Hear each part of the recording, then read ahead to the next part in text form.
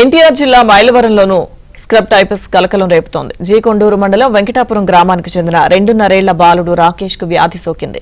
బాలుడు గత 6 నెలలుగా మైలవరం మండలం పొందిగల గ్రామంలో నానమ్మ వద్ద ఉంటున్నాడు. ప్రస్తుతం విజయవాడ పాత ప్రభుత్వ ఆసుపత్రిలో చికిత్స పొందుతున్నాడు.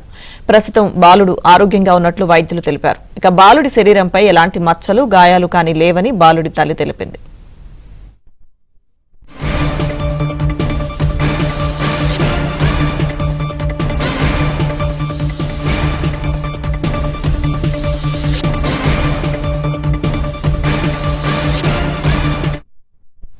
ఎన్టీఆర్ జిల్లా మైలవరంలోనూ స్క్రబ్ టైఫస్ కలకలం రేపుతోంది. జీకొండూరు మండలం వెంకటాపురం గ్రామానికి చెందిన 2.5 ఏళ్ల బాలుడు రాకేష్ కు వ్యాధి సోకింది. బాలుడు గత 6 నెలలుగా మైలవరం మండలం పొందిగల గ్రామంలో నానమ్మ వద్ద ఉంటున్నాడు. ప్రస్తుతం విజయవాడ పాత ప్రభుత్వ ఆసుపత్రిలో చికిత్స పొందుతున్నాడు. ప్రస్తుతం ఆరోగ్యంగా ఉన్నట్లు వైద్యులు తెలిపారు. ఇక బాలుడి శరీరంపై ఎలాంటి మచ్చలు, గాయాలు కానీ లేవని బాలుడి తల్లి తెలిపింది.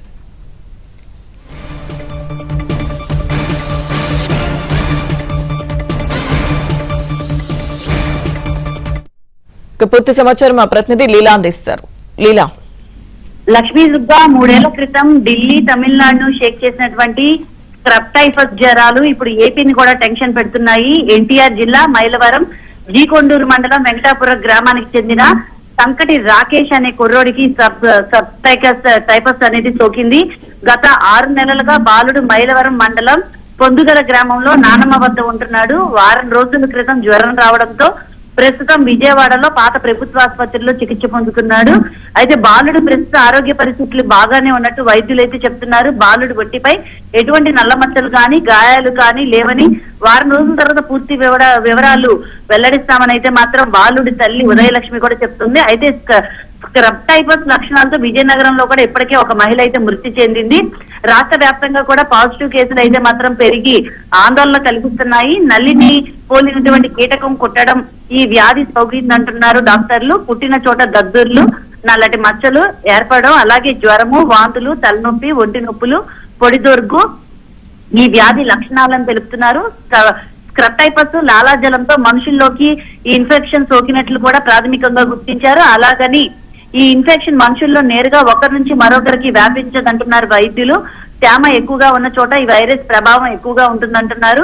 ఏపీలో స్క్రబ్ టైఫస్ వైరస్ పాజిటివ్ కేసులు పెరగడం ఆందోళన అయితే అందరికీ కలిగిస్తుంది. అయితే అప్రమత్తమైన వైద్య ఆరోగ్య శాఖ అధికారులు అయితే మాత్రం ఇప్పటికే హెల్త్ క్యాంపులు పెట్టి అవగాహన కార్యక్రమాలు చేపడుతున్నారు. స్క్రబ్ టైఫస్ వల్ల లక్షణాలు కనిపిస్తే ఆందోళన పడకుండా వెంటనే డాక్టర్లను సంప్రదించాలని సూచిస్తున్నారు. నలుసు లాంటి నల్లి వల్లే కదా అని లైట్ గా తీసుకోవద్దని, సకాలంలో స్పందించుకుంటే ఆ చికిత్స కూడా అందలేని పరిస్థితిలో ఉంటుందని, కోమాలకు వెళ్లే ప్రమాదం ఉందని కూడా చెప్తున్నారు. శ్వాస సంబంధిత సమస్యలు, వెన్నుముక ఇన్ఫెక్షన్లు సహా కిడ్నీ సమస్యలు కూడా రావచ్చని వైద్యులు చెప్తున్నారు. వ్యాధి తీవ్రతను బట్టి మరణాల రేటు కూడా 6 నుంచి 30% వరకు ఉండే అవకాశం ఉందని చెప్తున్నారు లక్ష్మీ దుర్గా. అలాగే స్క్రబ్ టైఫస్ కి వెంటనే చికిత్స అందిస్తే మరణాల రేటు కూడా 2% లోపు తగ్గించవచ్చు అంటున్నారు నిపుణులు. టైఫస్ కేసులు కూడా విజయవాడ ప్రభుత్వ ఆసుపత్రుల్లో తరచూ వస్తున్నాయి. ఒంటి మీద నల్ల మచ్చలు కూడిన వెంటనే ట్రీట్మెంట్ కూడా ప్రారంభిస్తున్నారు. సోకిన వారికి ఎలిసా టెస్టులు వెంటనే వైద్యులు చేస్తున్నారు. ఎందుకంటే వైద్యులు ఆ టెస్ట్ వచ్చిన తర్వాత 2 రోజుల సమయానికి అది పాజిటివా నెగిటివా అనేది కూడా తెలుస్తుంది.